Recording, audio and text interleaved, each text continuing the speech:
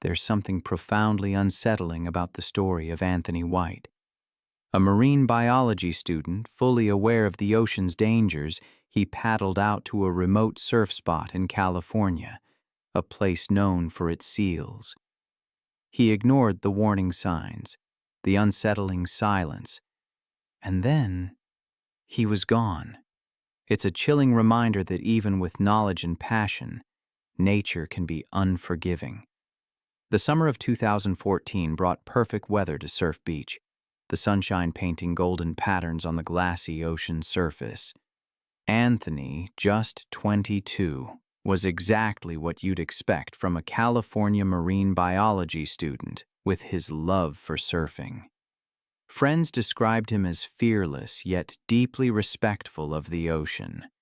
He was known for his infectious enthusiasm and his tendency to seek out remote breaks, but he was also methodical, always researching surf spots and ocean conditions before paddling out.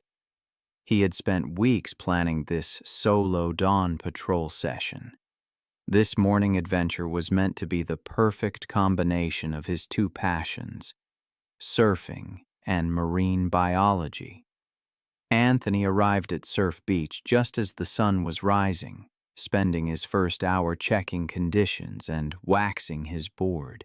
He'd been restless, though, telling other early morning surfers that the real waves were beyond the crowded spots, despite the area being right next to a massive seal rookery at Point Conception. On that fateful morning, Anthony set out early, carrying his 6'2" shortboard and minimal safety gear.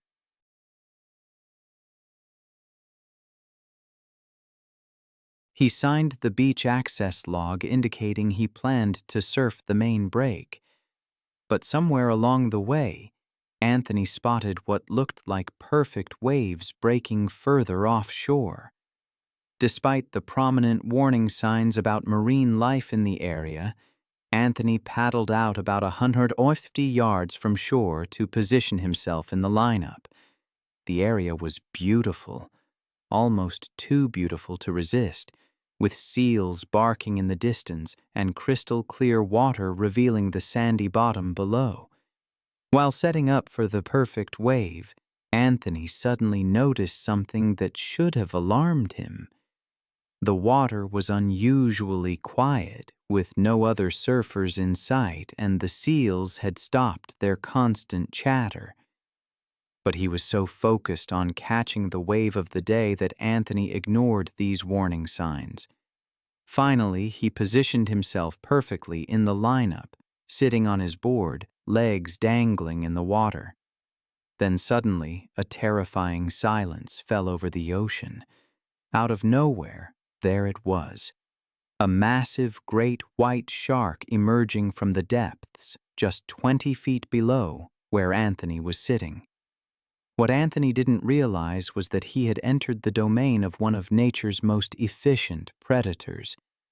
Great whites are living fossils virtually unchanged for millions of years. Their torpedo-shaped bodies are perfectly designed for explosive attacks. These apex predators can detect blood from up to 500 yards away and sense the electrical impulses of a beating heart from several meters distance.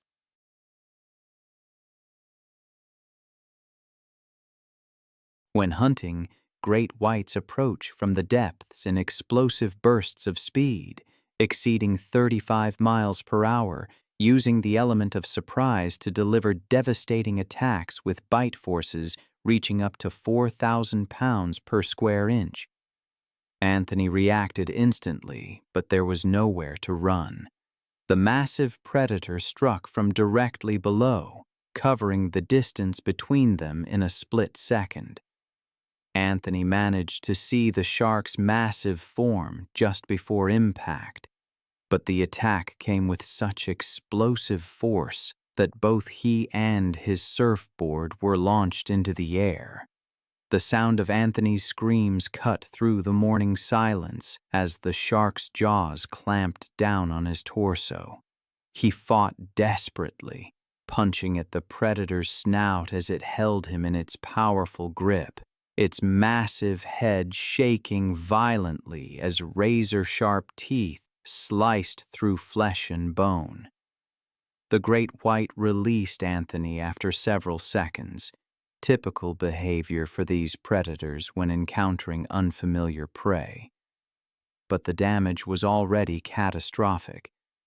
Blood immediately began clouding the pristine water as Anthony, despite his severe injuries, began paddling frantically toward shore on his damaged board. The shark circled below, following the blood trail but maintaining its distance, waiting to see if this strange prey would weaken enough to approach safely. Anthony managed to cover nearly half the distance to shore, his movements becoming weaker and more erratic as blood loss and shock overwhelmed his system.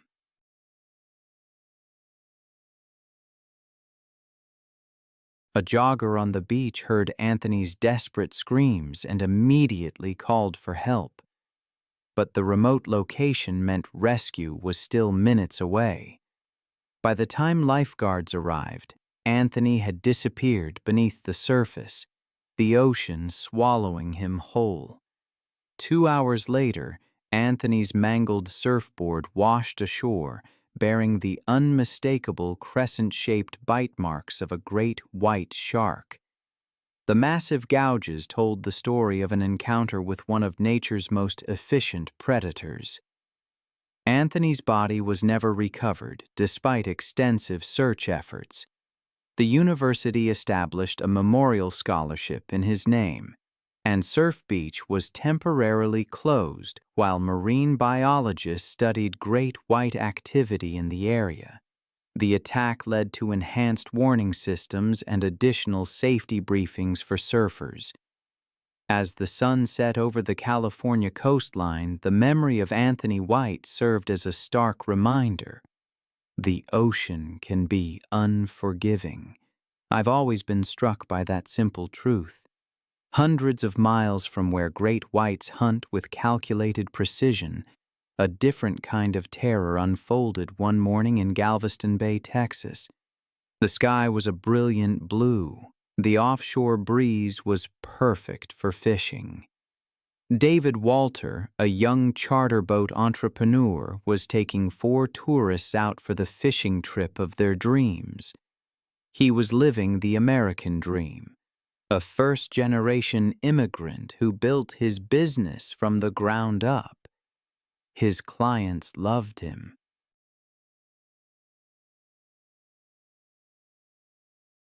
Friends say David was methodical and safety-conscious, always double-checking his equipment. He also had this almost obsessive desire to give his customers the perfect experience. These particular tourists were celebrating a bachelor party, and David had promised them action near the Galveston jetties. And for a while, they found it, pulling in red snapper and speckled trout as David expertly managed the boat. He navigated to his favorite spot, just a mile offshore, where the depth dropped and attracted schools of bait fish. Everyone was having the time of their lives. Then, disaster.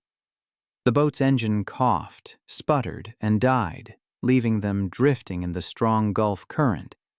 David quickly diagnosed the problem. A clogged fuel filter. A simple fix, he thought. But then the boat's anchor began dragging in the powerful current.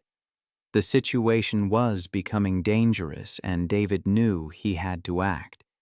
He'd heard warnings from other charter captains about unusual activity in the area, but such warnings were common in those waters. The water was murky from recent storms.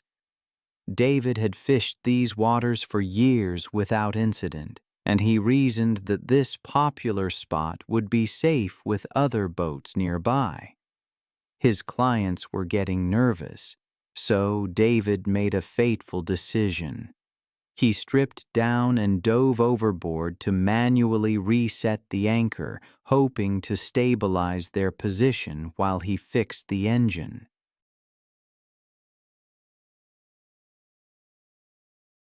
He didn't know he was entering the hunting grounds of one of the Gulf's most dangerous predators, the bull shark. Bull sharks are among the most adaptable killers in the ocean. They're equally at home in salt water and fresh water, able to swim far up rivers and into freshwater lakes where other sharks can't survive. I remember being shocked when I first learned that they could even end up in golf course ponds miles inland. Their aggressive temperament and willingness to investigate anything in their territory makes them responsible for more unprovoked attacks on humans than almost any other species.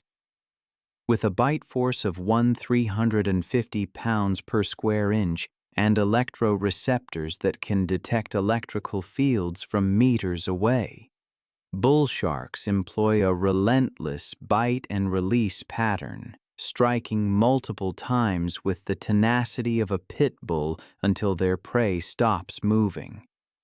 David worked underwater to free the stuck anchor, but the current was stronger than expected, and the anchor was wedged in debris. A 7-foot bull shark had been patrolling the fishing grounds for hours, drawn by the chum slick created by David's successful charter. Its incredibly acute senses detected the electrical fields generated by David's rapidly beating heart and the scent of blood from hundreds of yards away. What happened next occurred with shocking speed. David never saw the shark coming through the murky water.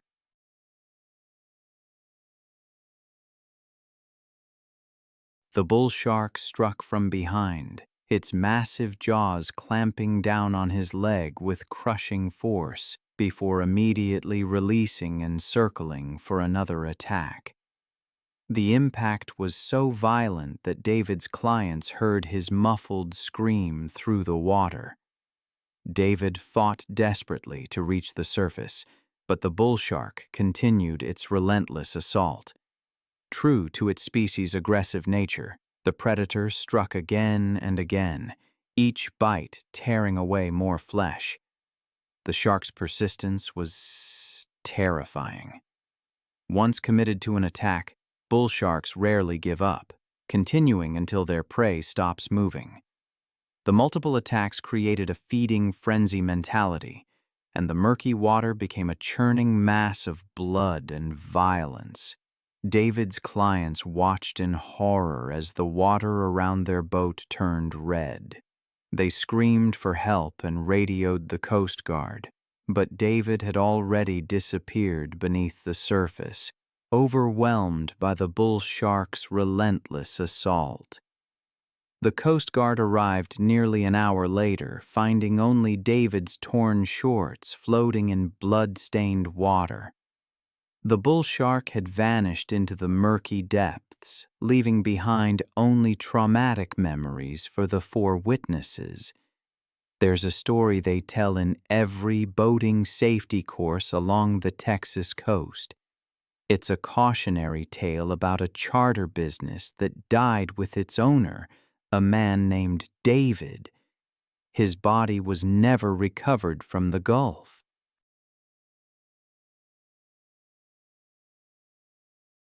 Now, thousands of miles away, in the crystal-clear waters of Hawaii, another predator was about to show why it's earned the most terrifying nickname in the ocean. This time it would happen under the cover of darkness, where even paradise becomes a hunting ground for nature's most indiscriminate killer.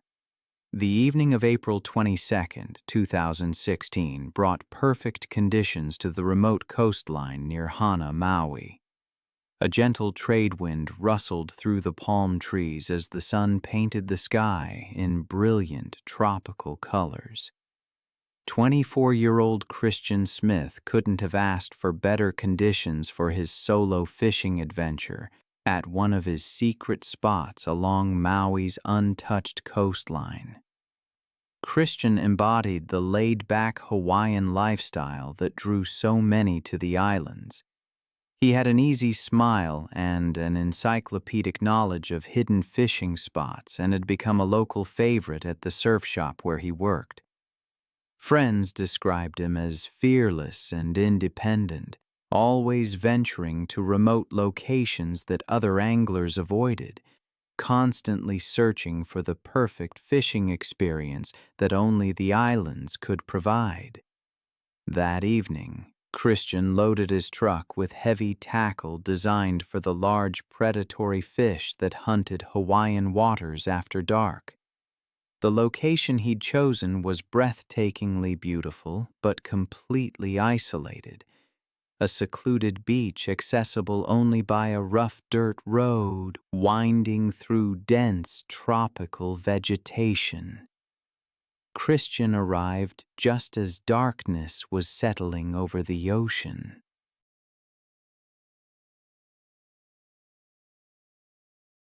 The spot was perfect.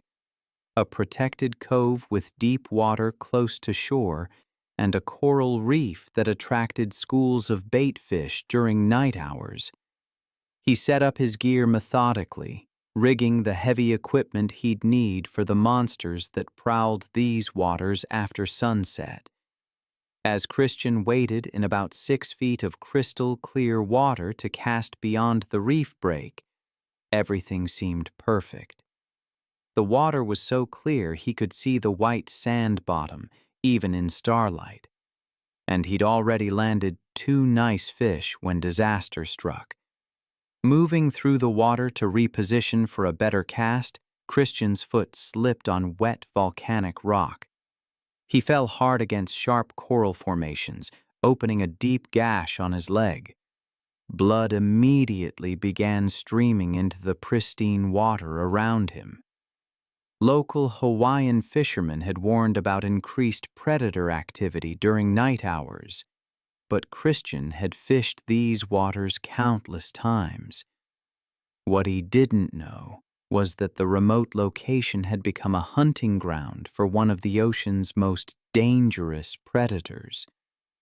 As Christian tried to assess his injury in the dim light, he realized the cut was deeper than expected.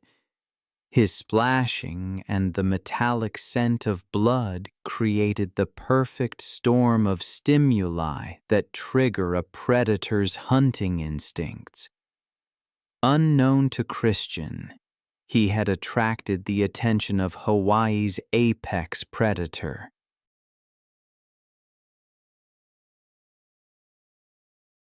Tiger sharks are perfectly adapted for nighttime hunting in both shallow and deep waters, earning the nickname wastebasket of the sea, because they'll eat virtually anything. Their stomachs have contained license plates, tires, and even other sharks. These massive sharks can grow up to 18 feet long and possess an indiscriminate appetite that makes them particularly deadly during nighttime hours when they move into shallow water to hunt. Tiger sharks can detect blood from several hundred yards away, and their lateral line system senses the slightest vibrations in the water, making escape nearly impossible once they lock onto a target. Christian began wading toward shore, but his movements became increasingly erratic as blood loss affected his coordination. The coral cut was more serious than he'd thought, and the metallic scent drifting through the water was like ringing a dinner bell for every predator in the area. The 10-foot tiger shark had been patrolling the reef edge when Christian's blood trail reached its sensitive nostrils. Unlike more cautious reef sharks, tiger sharks are known for their bold, reckless approach to anything in their territory, especially during nighttime hunting hours when they become most active. Christian never saw death coming through the dark water. The attack was sudden and devastating. The tiger shark struck from the side, its massive jaws clamping down on his injured leg with crushing force.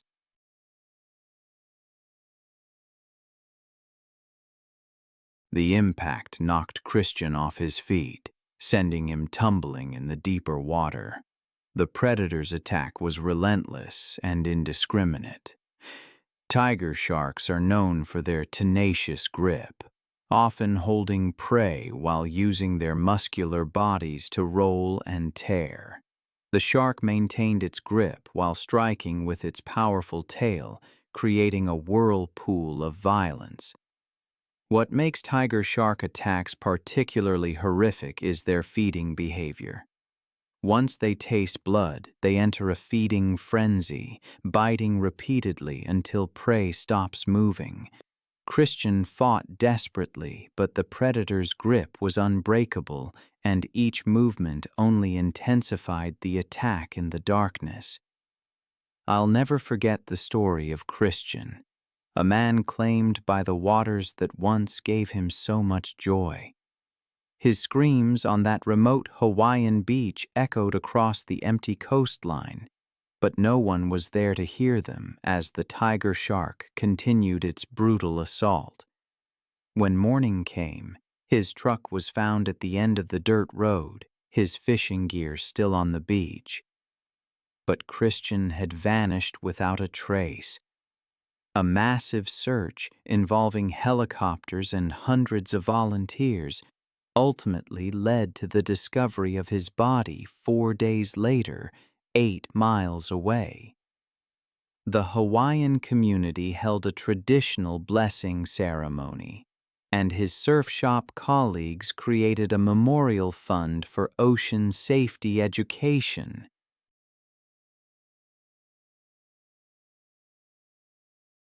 But while Hawaii's tiger sharks hunt under darkness with indiscriminate appetite, off the rugged Northern California coast, the same species that claimed Anthony White was about to demonstrate that even professional watermen who've spent years in these waters are never truly safe from the ocean's most intelligent and adaptable predator. November 8, 2017. Brought crisp autumn conditions to Fort Ross, Northern California. The morning fog lifted to reveal a dramatic rocky coastline where Pacific swells crashed against ancient sea stacks. Ryan Walsh, 29, couldn't have asked for better diving weather. Calm seas and good visibility promised a profitable day, harvesting the prized mollusks that commanded premium prices in the finest restaurants. Ryan embodied the dangerous profession of commercial abalone diving. His weathered hands and sun-damaged face told the story of 6 years spent in frigid Pacific waters, free diving to depths that would terrify recreational divers. Friends described him as methodical and safety-conscious, but also driven by an obsessive pursuit of the perfect abalone beds hidden in rocky depths. That morning, Ryan launched his small boat with his dive partner Marcus, a younger diver who looked up to Ryan as a mentor. The two had worked together for 3 seasons, developing the wordless communication that comes from shared danger in one of California's most hazardous occupations. Ryan chose a productive rocky reef in 25 feet of water.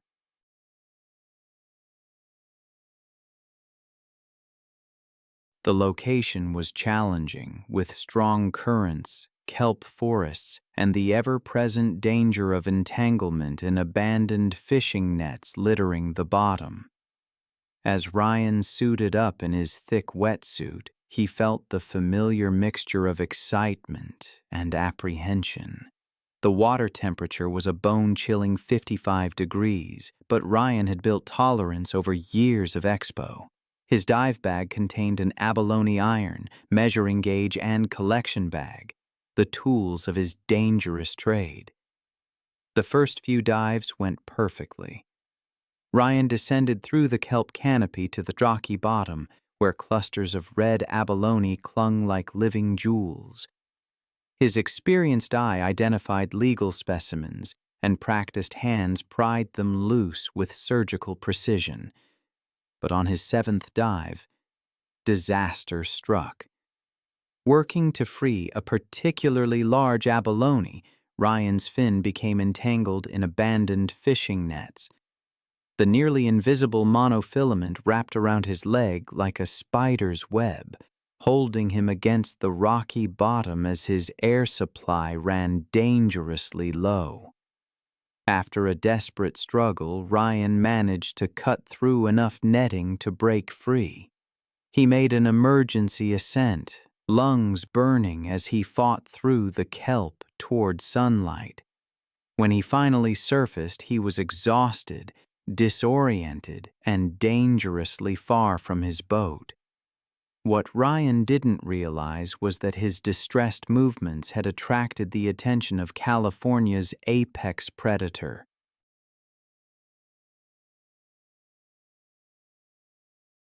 Great whites are living fossils that have patrolled these waters for millions of years. Perfectly adapted to hunt in the kelp forests where seals and sea lions congregate, these massive sharks typically reach 12 to 16 feet and can weigh over 3,000 pounds. Their torpedo-shaped bodies are capable of explosive bursts exceeding 35 miles per hour that launch them completely from the water. Their incredible sensory system allows them to detect electrical fields from several meters away and track blood trails from 500 yards distance. During autumn, mature great whites patrol northern California in greater numbers, following migration patterns of their preferred prey. These sharks are incredibly intelligent, capable of learning and adapting hunting strategies, making them unpredictable and extremely dangerous to humans who venture into their territory. Marcus, watching from 300 yards away, immediately recognized something was wrong. Ryan floated motionless at the surface, clearly in distress. Marcus started the engine and raced toward his partner, but the distance seemed impossibly far. The 13-foot great white had been patrolling the kelp beds when it detected Ryan's emergency ascent. The shark's acute senses picked up electrical impulses from his rapidly beating heart, the scent of abalone in his collection bag, and the erratic movements of a creature in distress, all triggers activating predatory instincts. Ryan never saw the attack coming.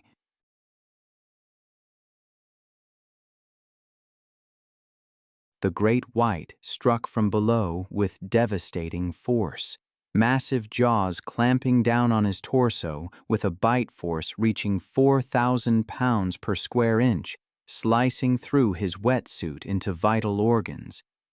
The shark's initial bite was exploratory, typical great white behavior with unfamiliar prey, but the damage was already catastrophic. The predator released Ryan and circled back, following the blood. I still remember the shock that rippled through the abalone diving community when Ryan died. The new safety regulations, Marcus becoming a dive safety instructor, it was all a desperate attempt to make sense of something senseless. The beds at Fort Ross closed temporarily while biologists tried to understand the great white activity. But even as those great whites patrolled the kelp forests of Northern California with their ancient precision, hundreds of miles south in Florida's warmer waters, the same type of aggressive species that had taken David Walter was about to turn a spear fishing competition into a feeding frenzy. And this time, the attack would unfold in crystal clear water, where every horrific detail would be visible. August 14th, 2013. Jupiter Inlet, Florida. The conditions were perfect. The morning sun sparkled on the emerald Atlantic as gentle swells created ideal visibility for the annual South Florida spearfishing tournament.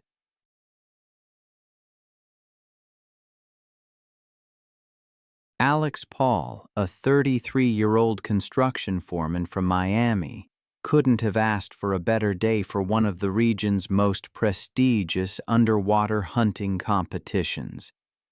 He embodied the passionate dedication of Florida's spearfishing community, spending weekends free diving and honing his breath-holding and spear gun skills. That morning, Alex joined 40 competitors at the tournament briefing.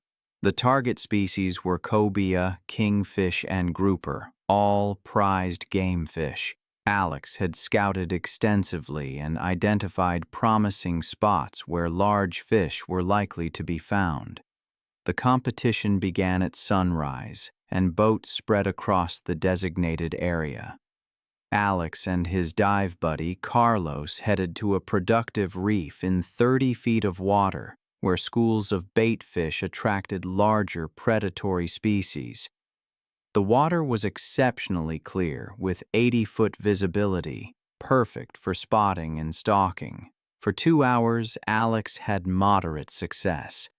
But as the morning progressed, he became focused on finding a trophy fish for the top prizes. When he spotted a massive cobia cruising the reef edge, he knew he'd found his target. It was magnificent, easily 50 pounds and worth maximum tournament points.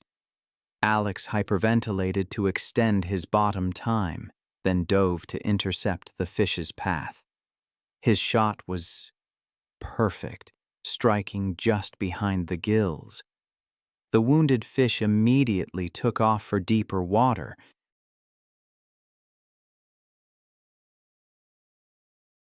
In the excitement, Alex became separated from Carlos and the other divers, finding himself alone in an isolated reef section. The wounded cobia's struggle created a significant blood trail as Alex fought to control the powerful fish. When Alex finally surfaced with his prize, he was bleeding from cuts caused by its sharp fins and exhausted from the underwater battle. The combination of fish blood and human blood, along with the continued struggles of the dying cobia, created the perfect stimuli, triggering the predatory instincts of every shark in the vicinity. What Alex didn't realize was that he had attracted one of Florida's most dangerous predators, the bull shark. They're perfectly adapted to the state's warm coastal waters, possessing a remarkable ability to survive in both salt water and fresh water. These powerful hunters typically reach 6 to 8 feet in length and have specialized kidneys that regulate salt content in their blood, enabling them to appear anywhere from the open ocean to golf course ponds miles inland. Their incredible sensory system allows them to detect vibrations from struggling fish hundreds of yards away and sense electrical fields from several meters distance. Unlike other shark species that may be more cautious around humans, bull sharks are known for their bold, direct approach to potential food sources, often competing directly with spear fishermen for their catch.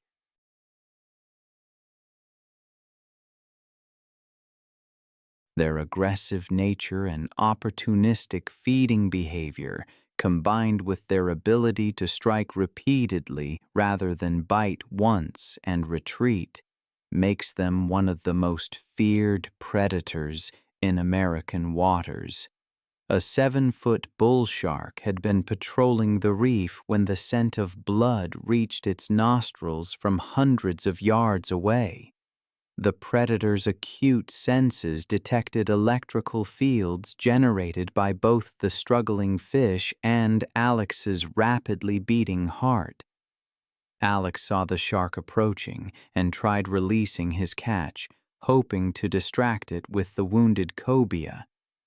But bull sharks are opportunistic feeders with insatiable appetites, and multiple potential prey items only intensified their aggressive behavior.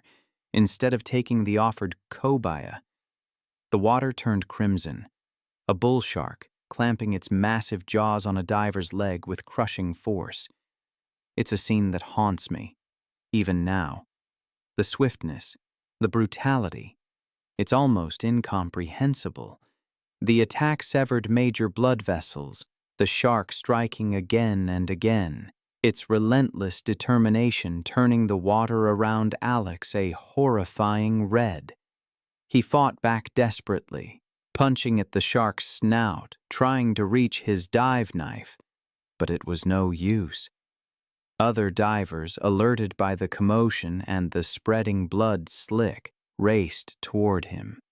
They found him floating unconscious, his spear gun and the wounded cobia drifting nearby. The bull shark had vanished, leaving only the devastating evidence of its attack.